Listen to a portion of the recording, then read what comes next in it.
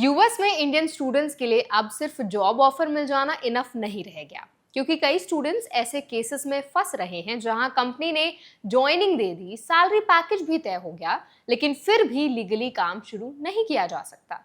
Reason है EAD यानी कि एम्प्लॉयमेंट ऑथराइजेशन डॉक्यूमेंट। अभी इसी इशू को लेकर इमिग्रेशन लॉ फिर चर्चा में है, क्योंकि कई इंटरनेशनल स्टूडेंट्स को ये मिसअंडरस्टैंडिंग रहती है कि जॉब ऑफर मिलते ही जो है उनका जॉब शुरू हो जाएगा, वर्क स्टार्ट किया जा सकता है।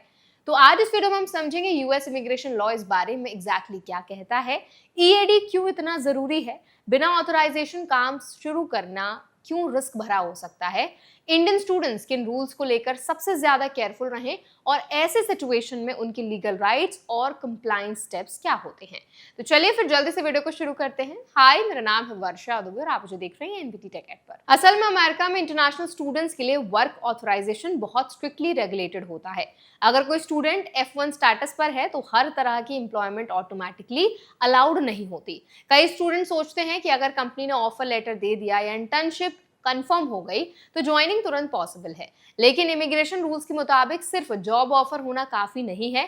कई सिचुएशंस में ऑफिशियली काम शुरू करने से पहले वैलिड ईएडी अप्रूवल और ऑथराइज्ड वर्क स्टेटस जरूरी होता है। यही वजह है कि इमिग्रेशन एक्सपर्ट्स लगातार वार्निंग देते हैं कि बिना प्रॉपर ऑथराइजेशन के जॉब शुरू करना फ्यूचर इमिग्रेशन हिस्ट्री पर नेगेटिव इंपैक्ट डाल सकता है।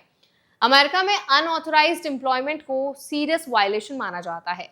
इसका असर future visa renewal, status extension, change of status और even long term immigration applications तक पड़ सकता है। इसीलिए स्टूडेंट्स को एक्साइटमेंट में कोई भी ज्वाइनिंग डेट एक्सेप्ट करने से पहले अपनी वर्क एलिजिबिलिटी क्लियरली वेरीफाई करनी चाहिए। यहाँ सबसे जरूरी बात ये समझनी है कि ईएडी एक ऑफिशियल वर्क ऑथराइजेशन प्रूफ होता है जिसे यूएससीआईएस इशू करता है।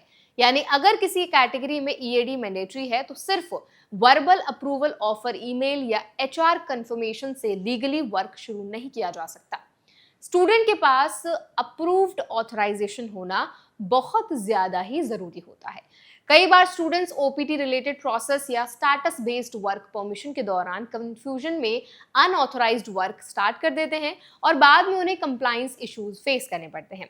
रिपोर्ट्स के मुताबिक अब इमिग्रेशन स्क्रूटनी पहले से ज्यादा स्ट्रिक्ट हो चुकी है।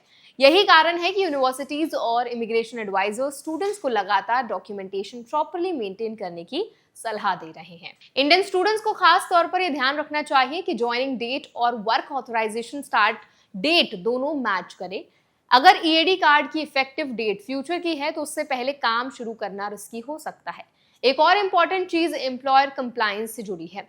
अमेरिका में एम्प्लॉयर्स को भी I-9 employment verification process follow करना पड़ता है। इसमें एम्प्लॉय की वर्क एलिजिबिलिटी वेरीफाई की जाती है। अगर किसी स्टूडेंट का ऑथराइजेशन इनकम्प्लीट है, एक्सपायर्ड है या पेंडिंग स्टेज में है तो कंपनी लीगली उसे ऑनबोर्ड करने में कॉशियस रह सकती है। इसीलिए कई स्टूडेंट्स को लास्ट मोमेंट डिलेस फेस करने पड़ सकते हैं इवन आफ्टर गेटिंग सिलेक्टेड।